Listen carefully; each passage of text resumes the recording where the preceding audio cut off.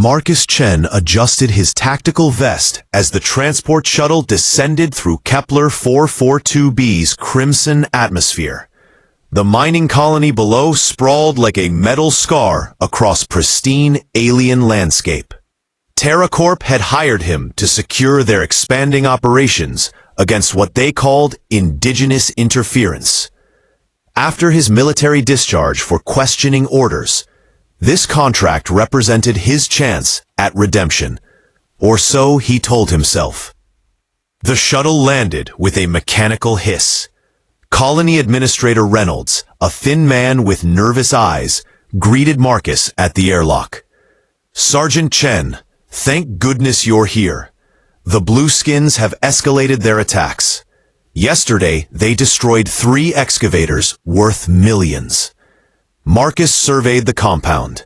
Armed guards patrolled elevated walkways, while massive drilling rigs carved into crystalline rock formations. "Tell me about these locals." "Valtteri, they call themselves. Primitive, but dangerous. Their leader is particularly troublesome. Some warrior woman who seems to appear wherever our equipment fails." That evening, as Marcus studied perimeter defenses, alarms shrieked across the facility. A supply convoy returning from the outer mining site was under attack. Marcus grabbed his rifle and commandeered a ground vehicle, racing toward the distant flashes of energy weapons. He arrived to chaos. Overturned supply trucks burned while security guards took cover behind makeshift barriers. Through the smoke, a figure moved with impossible grace. Blue-skinned, lean, dressed in form-fitting armor that seemed to shimmer with its own light. She wielded twin energy blades, cutting through security teams like they were training dummies. Marcus took position behind a damaged truck. "Corporate security, stand down," he shouted. "Let me handle this." The blue-skinned warrior turned toward his voice. Even at distance, her eyes blazed with fierce intelligence. She moved toward him with calculated steps, twirling her weapons in complex patterns that spoke of years of training. "Another human comes to steal our sacred land," she called out in accented English. "I am Zara Veltar of the Mountain Clans. You will fall like the rest." Marcus emerged from cover, rifle ready, but not aimed directly at her. Something in her bearing reminded him of fellow soldiers he'd respected. The same coiled readiness. The same protective fury. "I'm Marcus Chen. I'm here to do a job, nothing more." "Your job destroys my people's heritage," Zara replied. She lunged forward with inhuman speed. Their first exchange was brutal and brief. Marcus's combat training met her alien martial arts in a clash of different philosophies. His mechanical precision against her flowing adaptability. Neither could gain advantage. A stray energy bolt from retreating security forces forced them apart. "This isn't over, human." Zara vanished into the alien night. Marcus stood breathing hard among the wreckage, questioning everything he thought he knew about this mission. Reynolds' radio crackled. "Excellent work, Chen. Boardroom wants the gloves off now. Eliminate the threat permanently." Looking at the destruction around him, Marcus wondered who the real threat might be. 1 week later, Marcus tracked Zara through Kepler 442b's luminescent forests. Bioluminescent fungi cast eerie blue-green shadows between towering crystal trees that rang like chimes in the alien wind. His military training had prepared him for many environments, but nothing like this living, breathing wonderland that seemed to pulse with its own heartbeat. Zara was leading him deeper into Veltari territory. He knew it was a trap, but pride demanded he follow. She left just enough sign to keep him on her trail. Broken crystal fragments, disturbed moss that glowed when touched, the faint scent of ozone from her energy weapons. The forest floor gave way to a network of underground caverns. Marcus activated his helmet's night vision, revealing vast chambers decorated with naturally occurring crystal formations. Here, bioluminescence painted the walls in shifting patterns of blue and gold. It was beautiful, beyond imagination, and completely alien to his earthborn sensibilities. A sound echoed through the caves, not quite human, not quite animal. Marcus froze, recognizing the hunting call of the crystalline wolves that Reynolds had warned him about. These predators, native to Kepler 442b, were drawn to movement and body heat. Their crystalline fur could refract energy weapons, making them nearly invulnerable to standard military equipment. The hunting howl came again, closer, then another, from a different direction. Marcus was being surrounded. Human, Zara's voice echoed from somewhere ahead. You followed me into our sacred caves. Now face the Guardians. 3 crystalline wolves emerged from the shadows. Beautiful, deadly creatures whose fur caught and scattered the cavern's natural light. Their eyes glowed like sapphires, and their claws could cut through metal. Marcus raised his rifle, knowing conventional ammunition would be useless. The first wolf charged. Marcus dove aside, feeling claws whistle past his head. From the corner of his eye, he saw Zara engaged in her own battle with 2 more of the creatures. Her energy blades seemed more effective, but she was outnumbered. One wolf cornered Marcus against a crystal wall. He pulled a plasma grenade, last resort that might collapse the entire chamber. As he prepared to arm it, Zara appeared beside him. Your weapons won't work here, she said, breathing hard from her own fight. Trust me. Without waiting for response, she grabbed his arm and pulled him toward a narrow crevice. This way. They squeezed through the passage as wolves snarled behind them, too large to follow. For several minutes, they moved in tense silence through a maze of connected chambers. Finally, they emerged into moonlight. Marcus turned to face his supposed enemy. Why did you help me? Zara cleaned her energy blades with practiced motions. Those wolves are sacred to my people. I wouldn't let them be destroyed by your crude weapons. She paused, studying him. You fought with honor back there. Most humans would have used the grenade. Most humans don't respect sacred sites, Marcus replied, surprising himself. You begin to understand. Zara's expression softened slightly. Your TerraCorp lies to you, human. They don't just mine minerals. They destroy burial grounds, poison water sources that took millions of years to form. Marcus felt uncomfortable certainty settling in his stomach. That's not what they told me. Come see for yourself tomorrow. Sacred Valley, where your people strip mine the resting place of my ancestors. She disappeared into the forest, leaving Marcus alone with questions he didn't want answered. Marcus arrived at Sacred Valley at dawn, his conscience warring with his contract obligations. What he found there shattered every justification TerraCorp had given him. Ancient Velteri burial stones, beautiful, spiraling sculptures that had stood for millennia, lay broken and discarded like garbage. Massive strip mining equipment carved geometric scars into crystalline formations that had obviously been shaped by intelligent hands.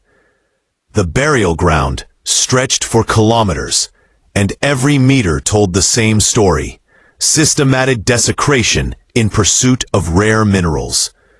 Marcus photographed the destruction with his tactical recorder, his military training documenting evidence, even as his soul recoiled. Now you see the truth. P. Marcus spun to find Zara watching from a levelated crystal formation. Even in daylight, she moved like shadow given form. Her blue skin seemed to shimmer with suppressed emotion. My grandmother's rest crystal was shattered 3 days ago, Zara continued. Ground up for industrial diamonds. Your people call this resource extraction. Marcus lowered his weapon. I wasn't told about this. They said you were attacking unprovoked.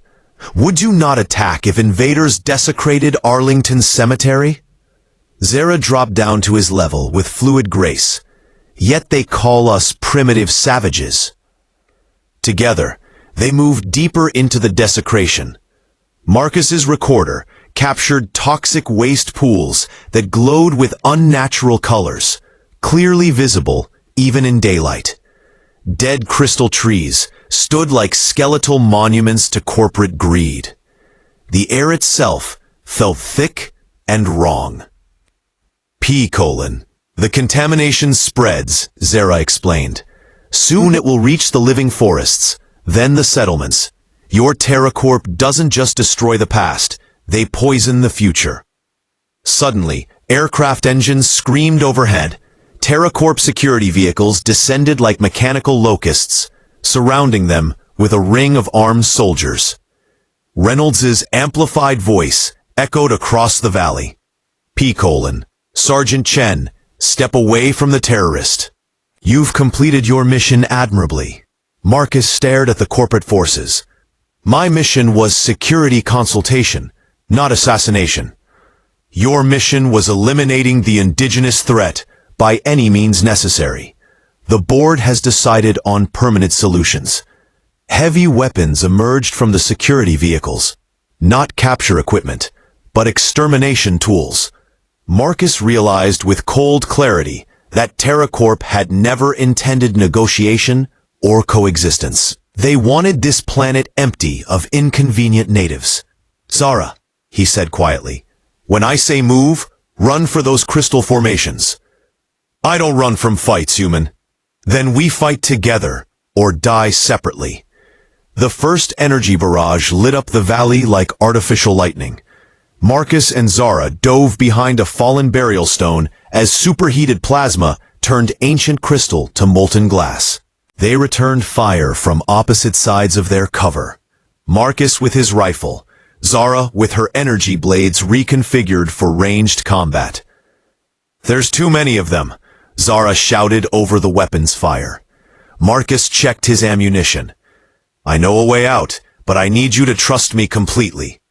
Their eyes met across the ruins of her ancestors' resting place. In that moment, something fundamental shifted between them. The question was no longer who would fall first. It was whether they would stand together long enough to expose the real enemy. Lead the way, Marcus Chen. Together, they ran toward an uncertain future, leaving their prejudices bleeding in the poisoned ground behind them. 2 days later, Marcus and Zara infiltrated TerraCorp's orbital headquarters, using Marcus's security clearances and Zara's uncanny ability to move unseen through ventilation systems.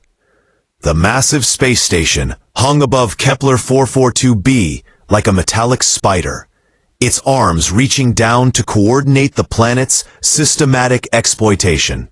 They moved through sterile corridors lined with corporate propaganda, building tomorrow's galaxy today, and progress through partnership. The irony wasn't lost on either of them as they headed toward the executive levels. Marcus's clearance got them past automated security, but Zara's enhanced senses detected the human guards before they became problems. Working together, they reached CEO Harrison Vale's private office, just as an emergency board meeting commenced via hologram. Hidden behind luxurious furniture, they listened to conversations that revealed the true scope of TerraCorp's plans. It wasn't just about mining, it was about complete terraforming. The entire planet would be reshaped for human colonization, with atmospheric processors designed to make the environment toxic to Veltari biology. The indigenous population remains problematic, Vale was saying, to flickering holograms of board members.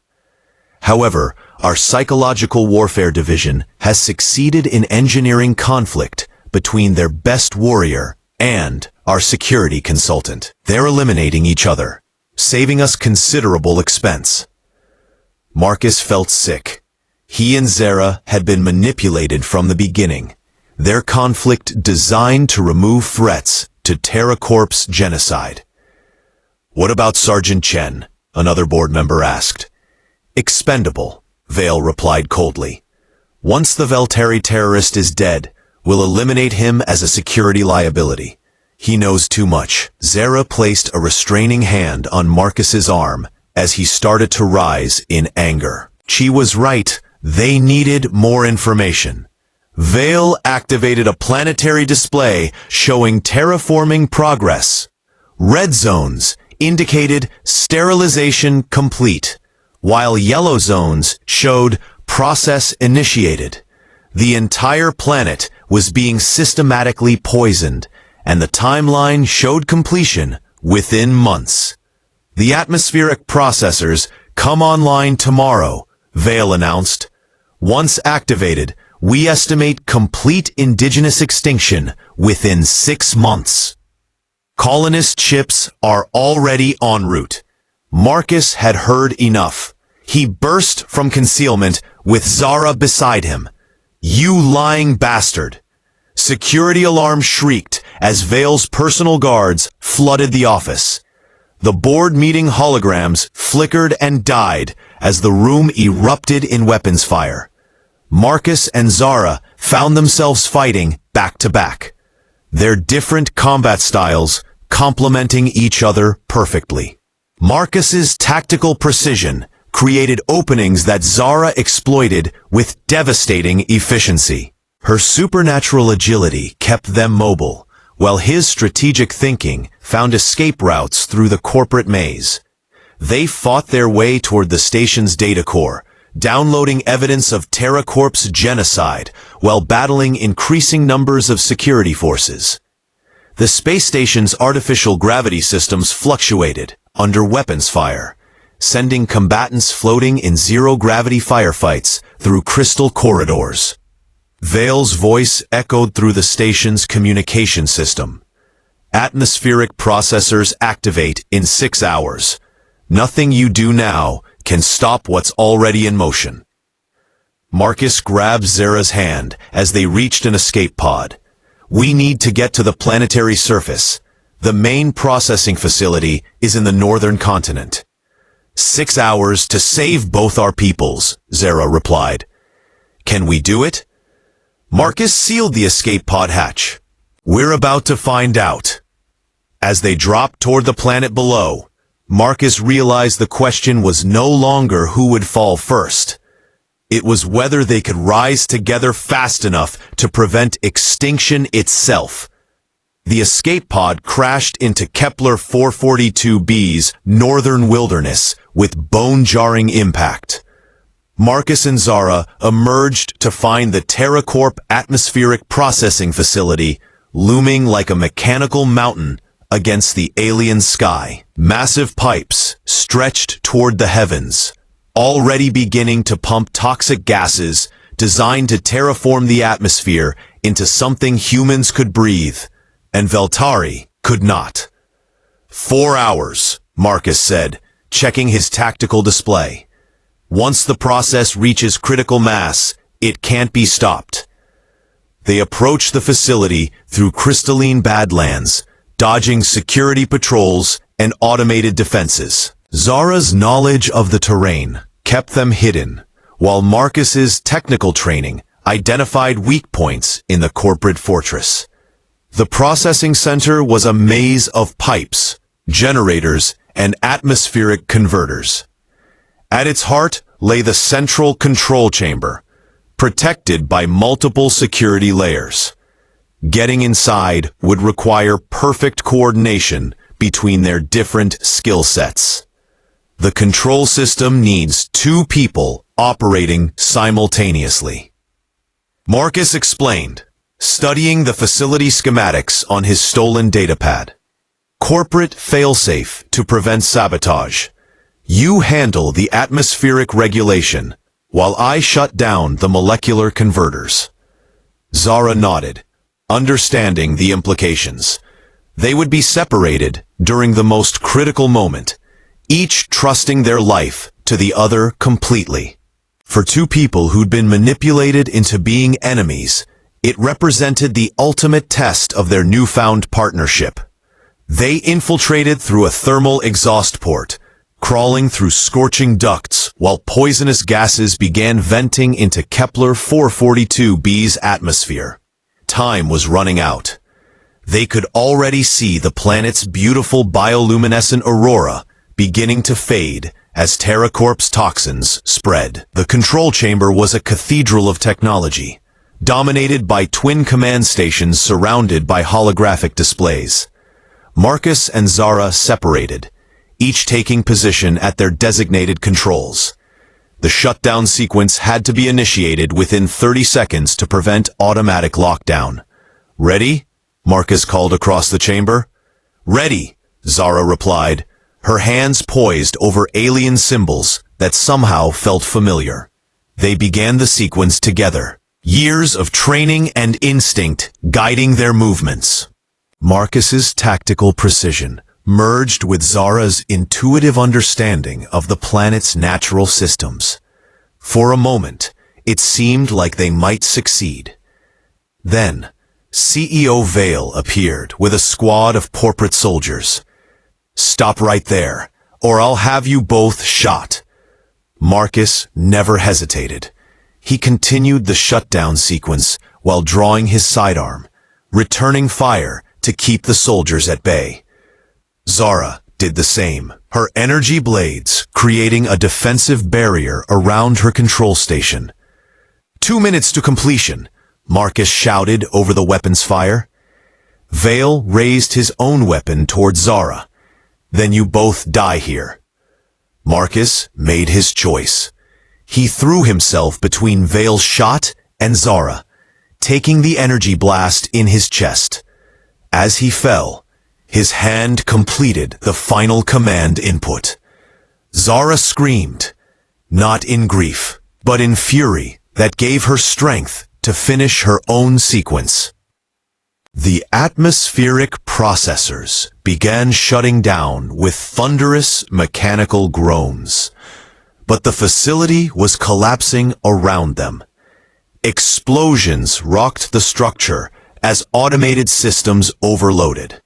Marcus pulled himself upright despite his wound, and together they ran for the exit as their shared victory literally brought down the house. They fell together when the final explosion knocked them from the facility's entrance, fell hard onto Kepler 442b's crystal sand, breathless and wounded, but alive. Above them, the planet's aurora began to return to its natural beauty as the terraforming poison cleared from the atmosphere. "So," Zara said, helping Marcus sit up, "who fell first?" Marcus looked at his blue-skinned companion, then at the planet they'd saved together. "I think we both did. We fell away from everything that made us enemies, but we rose as something better." In the distance, emergency ships arrived, carrying representatives from both species. The evidence they'd gathered would destroy TerraCorp and create new treaties between humans and Veltari. Marcus and Zara would become ambassadors, proof that former enemies could become the strongest allies. True strength, they had learned, comes not from proving superiority over others, but from recognizing when you need to stand together. Their question had been, who will fall first? But the real question was, who will be brave enough to reach out and help the other rise? In the end, they both fell away from prejudice, pride, and preconceptions. And in falling, they learned to fly together.